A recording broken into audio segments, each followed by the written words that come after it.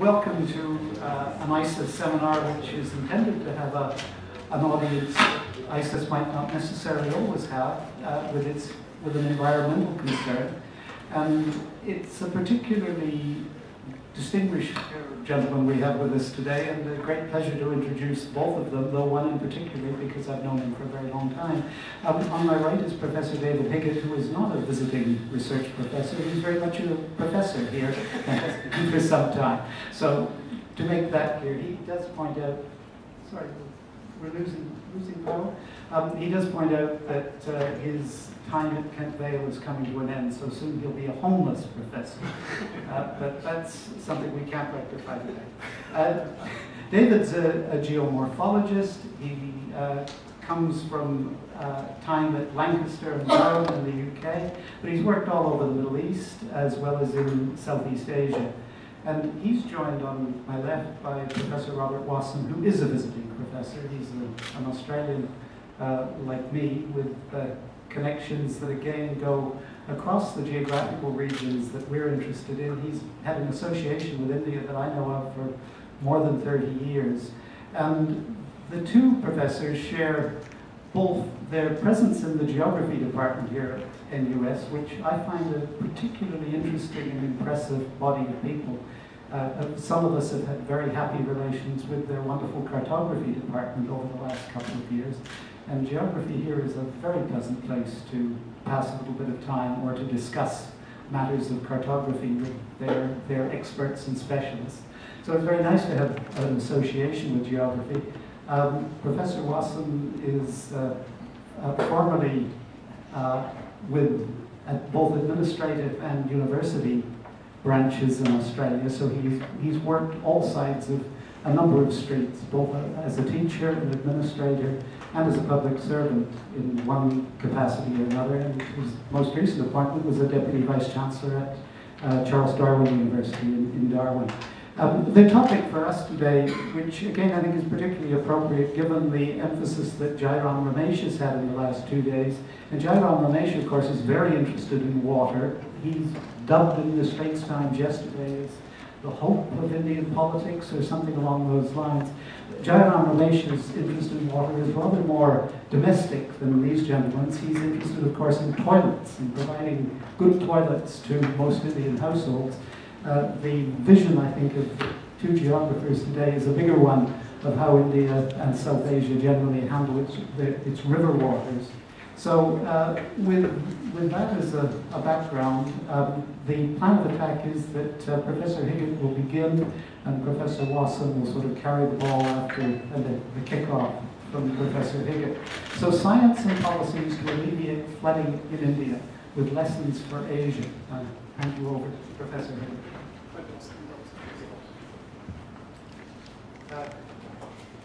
Do you need to use the microphone for the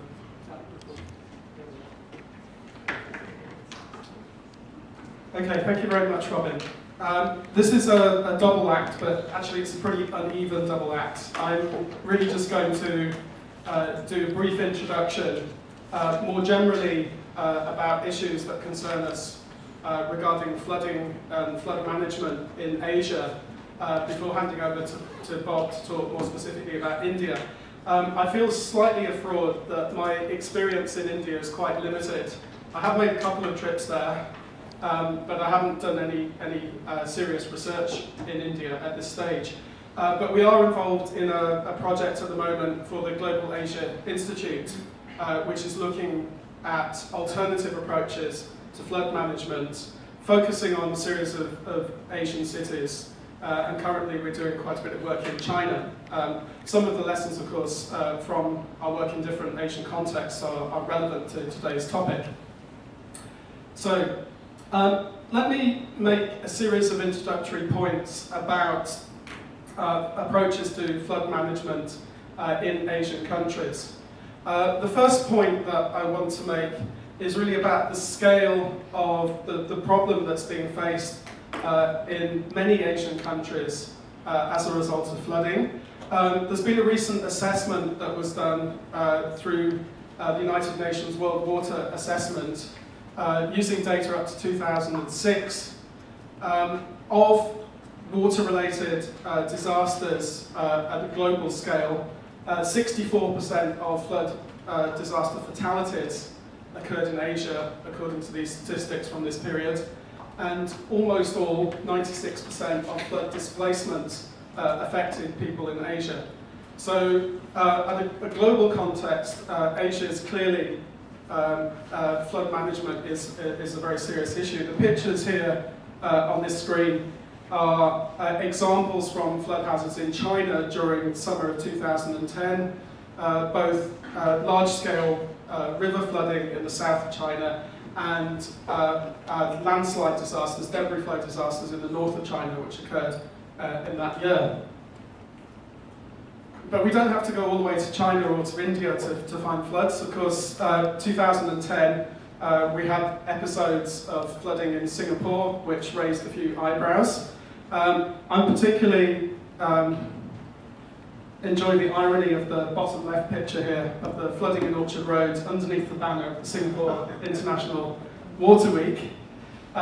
This event was a little bit of an embarrassment, and then the following year, in June 2011, we got some pictures of flooding in the Bukit Timah Road area, actually just not too far from here. So flooding is clearly back on the agenda in Singapore. And interestingly, I find that it's come at an important time where ideas about flood management and water resources are slightly shifting in the Singapore context. So from what has been almost an entirely engineering-dominated discussion of management, we're starting to see some new ideas about alternative ways of managing water in terms of trying to slow down runoff and so on. And these floods come at a time where they could kind of push that debate more towards looking at environmental solutions, or they could push the debate more towards the engineering needs to be reinforced. So we'll see how that works. Okay, the second introductory point I'd like to make is about this shift in interest in how water is managed. If we go to North America or to Europe or to Australia, there's now been quite a long interest in ideas of river restoration, perhaps 2 to 3 decades of environmentalists, ecologists, engineers looking at ways to remove some of the effects of previous channel alterations and to try and put back channels which are more natural. And this is starting to build in Asia. If we go in Singapore, say for example to Bishan Park, you may have seen the Prime Minister's National Day speech. He had the restored Kallang River behind him in the National Day speech this year. Certainly an interest in Asia in following this trajectory of moving towards river restoration. So although we have very much an engineering-led approach in Asia, there's certainly signs of interest in river restoration, or what we might call river rehabilitation. The bottom left corner here, this is actually the Kallang River in Bishan Park before anything happened. It used to be tucked away behind a row of trees, away from the main body of the park, as if we were embarrassed that it was an ugly-looking concrete channel. And the restoration has essentially put the river in the forefront of the park, so it's now the focus of attention for people that go to that park. This is really quite a remarkable shift in our perception of what we should do with water in public spaces in an Asian city. And the other slides on here just illustrating some of the networks that are now up and running in other Asian countries. Okay, the third point is that this interest in restoration partly comes from seeing examples in Western contexts, but bringing these ideas to Asia, to monsoon-dominated rivers, is going to require different ways of thinking about the problem, different strategies, and it's not going to be easy to just transfer some of the technologies from the West to Asian context. There's also, I guess related to this, the fact that most of the rivers in Asia are already extremely modified over long periods of history. So in a sense, our objective in terms of what we're trying to restore is perhaps culturally quite different from the experience in the West. And then fourthly, flood mitigation is part of our focus today. Flood mitigation is only one of several concerns confronting water resource management in Asia. I've got some examples up here from Jakarta. We've got a serious problem here in terms of overcrowding along the riverbanks. Lots of plans in Jakarta for clearing some of this housing and building high-rise. I've got a PhD student, Zach, over there, who's going to be working on this. So if you have questions about Jakarta, he can talk about that afterwards. So to summarise from those introductory points as a way of setting up Bob's part of the talk, what can we say about flood management in Asian cities? Well, traditionally, we can regard the approach to flood management as being a command-control strategy. So this involves structural engineering to manage flow in channels, and it involves strong institutions, top-down governance of this problem. Control through infrastructure, management through institutions. Now, this approach is in some ways threatened by the rapid urbanisation. Urbanisation creates difficulties in terms of speeding up runoff, reducing infiltration rates and so on. And it comes to a point where its engineering approach to building bigger drainage channels, improving the height of flood defences and so on, becomes unsustainable. And that's really part of the issue that we're looking at in our Global Asia Institute project. How do we start to bring in some of these new ideas about working with nature rather than engineering against nature? We also have related issues that demands for flood protection often transfer hazard to other areas. And we can see plenty of examples in Asia where an intervention at one point in a channel system leads to a problem accelerating at another point downstream, or even in some cases upstream. So this redistribution of risk and knock-on effects is also a big problem as urbanisation proceeds. Add to that mix climate change and concerns about more extreme rainfall, particularly rainfall intensity. You may see in Singapore we have a debate about whether or not rainfall is getting more intense. Actually very difficult to answer that because it's quite difficult to get data, even from the Met Service on this. But climate change certainly poses additional problems for us. And then the final point, and this is one that Bob will relate to you in more detail, really our knowledge of flood frequency, flood magnitude is constrained. We don't have huge amounts of data. We have gauging records for relatively limited periods of time. In some countries, such as China, for example, there are documentary sources that go further back. But even with those documentary records, we're talking about a relatively short period of history from which we can deduce what the major floods were. And in fact, we can find evidence in the landscape through sediments left behind from past flood events, which we can interrogate to give us a fuller story. This is really Bob's main interest at the moment, so I'll leave that hanging, and I'm sure he can explain it in a little bit more detail. So, with that as a kind of introductory context for what we're interested in the geography department at the moment in terms of challenges to flood management in Asia, I think we should turn more specifically to India, and Bob will explain some of the ideas that he's been working on.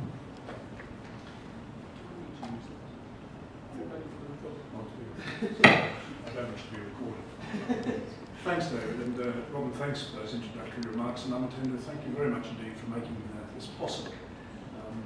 So, David has made a number of important introductory remarks, one of which I particularly want to pick up on, and that is the notion that a lot of thinking on flood management has moved from control through engineering works to a more, shall we say, natural set of processes and set of ideas. Unfortunately, one of those, that is reforestation of large parts of river catchments, is, as I said, as we said in the abstract, one of the most long-lasting and egregious myths in this entire business, which is unfortunate. Flooding in India is a serious problem. We can see here that on average every year a little over 2% of India is flooded, and in fact that figure can be very much higher in particularly bad years. The cost is reasonably high, although I will leave it to the economists in the audience to work out and tell me whether that is a significant figure. The Ganga is of particular interest in the Gangetic Plain more generally, and it has been the subject since 1863 of significant debate on this matter. In fact, there have been some fascinating studies done by Indian environmental historians and political scientists, particularly Bashwant Sabharwal, on the, if you like, the bureaucratic politics of flood management in India during the period of the British Raj, leading to a paper in 1976 by an American journalist, which, if you like, put the cat among the pigeons by claiming that Himalayan destruction of forests in the Himalaya was increasing and causing the devastating floods on the Gangetic Plain. Of course, you'll recognise in that a power relationship between the people on the plains and the poor in the hills, and particularly the Nepalese, who cop virtually every monsoon. Normally, an Indian Minister of State will blame the Nepalese for everything that happens in the Gangetic Plain. Analysis of this from a scientific perspective, however, has been very limited. And it is my argument that it has not been not only limited, but it's been extremely poor. And that is not, that is a criticism of just about everybody, all of us who've been working in India for a number of years. Two Swiss geographers, Hofer and Messely, did an analysis of what gauging information from the Ganga that was available between 1954 and 1994 and found no trend in the area of flooding, which was not expected given the deforestation in the mountains. Just like in Singapore, getting data out of the Central Water Commission in India is like getting blood out of a stone. And getting reliable data is like getting the plasma out of the blood. And this is a serious problem for all of us involved in analysis in India. The Indian Academies of Science have tried to solve this problem, but so far they haven't succeeded. Going on, the area of flooding Hofer and Messely showed had high geographic variability. For example, when UP was flooded, Assam was often not. And that variability, geographic variability, is consistent with the atmospheric circulation patterns over the subcontinent. This led these two geographers to conclude, A, there had been no increased flooding as a consequence of increasing deforestation, B, all of the change was due to climate variability. This did not go down well with the environmental lobby. The Planning Commission of the the Government of India in 1911 came up with a series of recommendations, only some of which, as far as I can judge, have made it into policy. And the draft water policy document for India, which has still not been promulgated as I understand it, mentions almost none of these, which is very curious. They recommend structural works, and David has spoken about that. There is a large contingent of engineers in India who want to keep their jobs. And embankments, of course, have been something that had been constructed in India since the 17th century. So this is not a British invention or a modern invention. The non-structural works, which are listed there, have also received considerable attention, particularly in UP, where a lot of villages have actually raised above flood levels by building mounds. Discouraging development in floodplain areas, that strikes me as being the horse has already bolted. It is really difficult to do very much about that in a place such as UP, with the population density of that state. So a lot of these recommendations are, if you like, hopeful.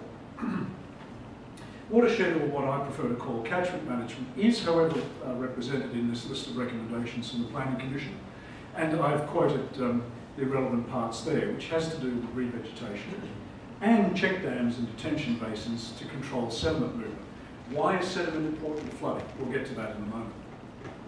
And of course, the land treatment through afforestation of grass and development for arresting silt. You can tell that this document has been written by an engineer because engineers cannot bring themselves to talk about sediment other than silt. It may be the size of this room, but it's still a particle of silt. If I have it in for engineers, you're right. So here's a partial analysis, and for the policy analysts in the room, please shut your ears and eyes. But here is, for the Brahmaputra in particular, here are the years where listed on the left, and the damage in millions of rupees from the flooding, and the number of policy interventions through that time, at the national level. You could, on face value, argue that as the number of policy interventions has gone up, the flooding has got worse. This kind of analysis of policy history, the point I want to make though, policy history is extremely important. How effective have they been? On face value, it looks as if the policy interventions have had no impact at all. Of course, there's another dimension, and that is growing population and use of land, etc., which I haven't factored into that particular analysis. But nonetheless, the greatest damage has occurred between those years, in the year 2000, 1995 and 2001, when most of these policy interventions were already in place. So all of these records were broken after the largest number of policy interventions. I think that tells us something. The flooded area for all India, most of which is in the Gangetic Plain, I might add, is represented here. And you can see there has been, until 2002, some reduction in the flooded area. It's still quite a large area. Interestingly, the data stop in 2002, and it is impossible to get anything subsequently to that. I'm not sure why. So, it is one of the key policy recommendations. If one has not been effective, that is discouragement of development in flood-prone areas. That is, flood damage is largely a result of increased development, perhaps as a result of flooding. We don't really know that, because the flooding area is actually slightly decreased in 2002. That's a piece of analysis that's yet to be done, at least by me. So, the reforestation issue. Reforesting the Himalaya in the case of the Gangetic Plain in particular. Most of the water, most of the sediment in the Ganges and the Ganga comes out of the Himalaya, not off the area to the south. And there have been, this recommendation has appeared in many, many documents since 1957. And of course, many NGOs and journalists do the same. The hydrologic so-called theory is that forests are said to retain more water and slow the runoff of rainfall. They're also said to reduce erosion, thereby reducing sediment loads. That supposedly raise the level of riverbeds, and the cross-sectional area of the channel decreases and floods get worse.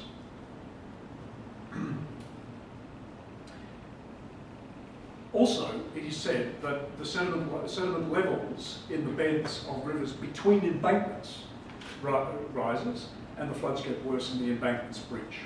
Here is a case in West Bengal of a breach. You can see that behind these people on the riverbank. Embankment breaches are very common in the Gangetic area for a number of reasons, one of which is possibly the argument that's been put forward about sedimentation in the bed. The other is that maintenance is not necessarily particularly good.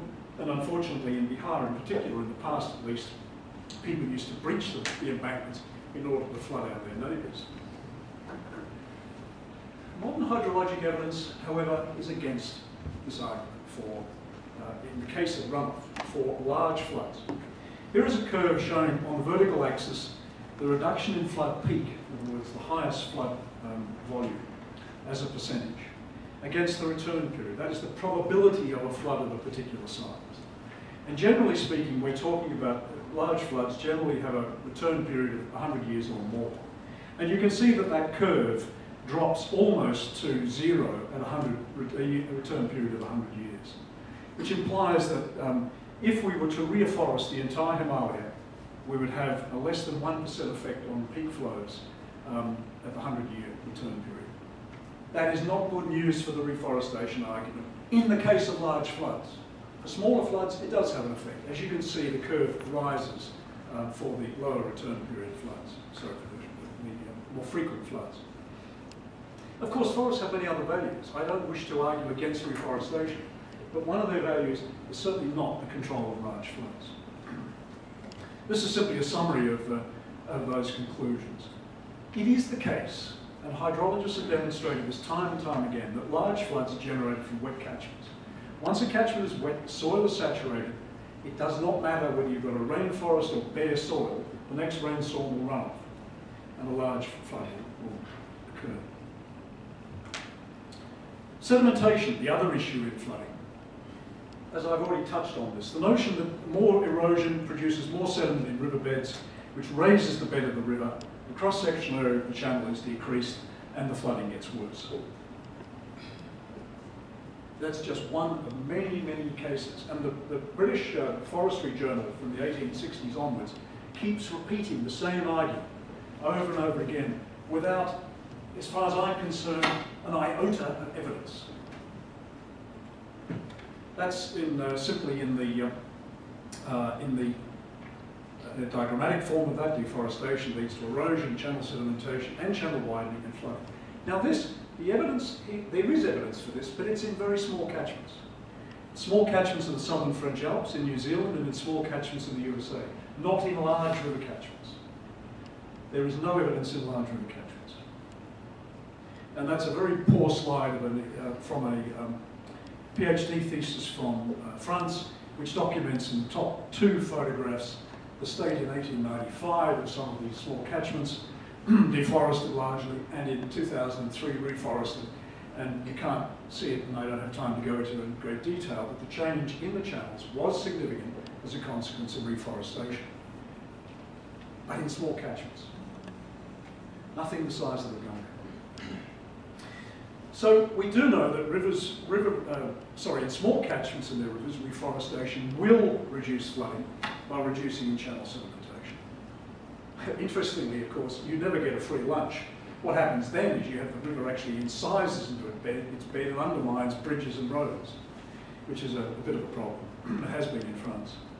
However, the effect in large rivers is unknown, despite many, many claims to the contrary. And we really don't know what the effect on embanked rivers is. It would be a remarkably simple thing you should do this. We should take a level and level the bed of the river where the embankments are and where the embankments aren't. And we should see gradient changes. Has anybody done it? No. Alleviate, go. It's done on the Central Road, just about change from my city. Oh, okay, thank you. But that is... That's not really what we're talking about. No, thank you. It's always unwise to go again. Now, David mentioned paleo floods. This is a way of extracting longer-term records of flow magnitude and frequency. And they can be compared with reconstructions of past climate, of vegetation and land use using a variety of techniques that are listed there. The temporal resolution is not as good as it is for a measured flow in a river using a gauge. The great advantage is the length of the record. The question, the hypothesis, if you will, is climate drives these huge floods, not land use or land cover. This is the sort of sediment that we use. These are deposits from northern Australia, and they are each layer is deposited by a flood. We know that because we have seen these being deposited, and we can date these deposits using a technique with the wonderfully scientific name of optically stimulated luminescence. Say that after a couple of kingfishers. Here is a map of India, a rather poor map of India, which I can't even read from here. But the point is that a number of a colleague of mine at the University of Pune, Vishwas Kale, has done a splendid job of looking at paleo flood deposits in many rivers: the Narmada, the Tapi, the Godavari, the Krishna, and the Luni, and I can't remember any others. Mahika maybe. And I've been working recently in the central Himalaya in the Upper Ganga. From these paleo flood records, we can consolidate the information. And before I get to that, I will show you a couple of photographs of the site that I've been working on. I threw that in because it's beautiful. Here is a pile of sand at Bainswara, not very far from Srinagar in Uttaranchan, or is it Uttarakhand? I can never remember which it is now. And which is it, Robert? Thank you. This is a pile of sand deposited on the left bank of the river by large floods. Each layer is like the layers I showed you before. We've dated this using this technique, and the results are in this graph. If you look at the horizontal axis, you'll see we're out to 1,000 years here, and the the vertical axis is the cumulative number of floods or flood layers. And what you see here is this sudden increase and then another increase to the on the right-hand side. We have two periods of major flooding in the central Himalaya, one within the last couple of hundred years and one around about 700 to 1,000 years ago. The horizontal bar the lower horizontal bar is the consolidated data from Vishwas and his excellent work. And you can see that there's some similarity between the two. Now, it's not perfect because of dating uncertainties and all sorts of other things. But the take-home message from this graph is that there's a period, the horizontal bar from Kale's work is a time when there were virtually no large floods in peninsular India. The large floods all occur at either end of the graph in these two time periods when we have other evidence that shows that that was a time of wetter climate. I don't have time to go into this in detail, but the various graphs, including the one on the far left, the Karakoram precipitation, the southwest wind data, all show increasing rainfall within the last 200 years or so, and a slightly wetter period back to about 1,000 to 800 years ago, when these big floods occurred. Now we know, and the Northern Australian flood record is there as well, which doesn't go back as far as the Indian record.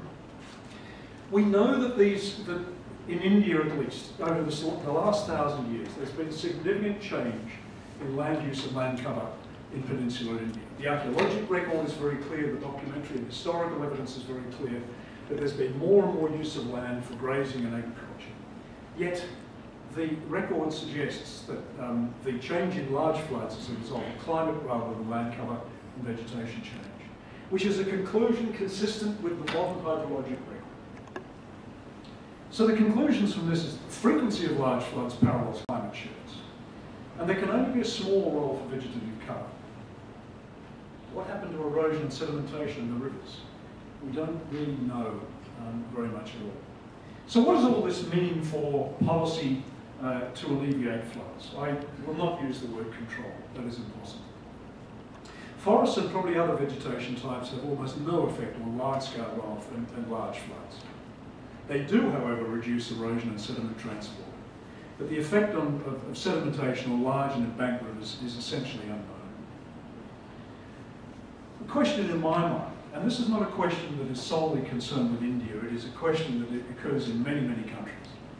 How can there have been so many decades of policy development and implementation without knowing these fundamentals?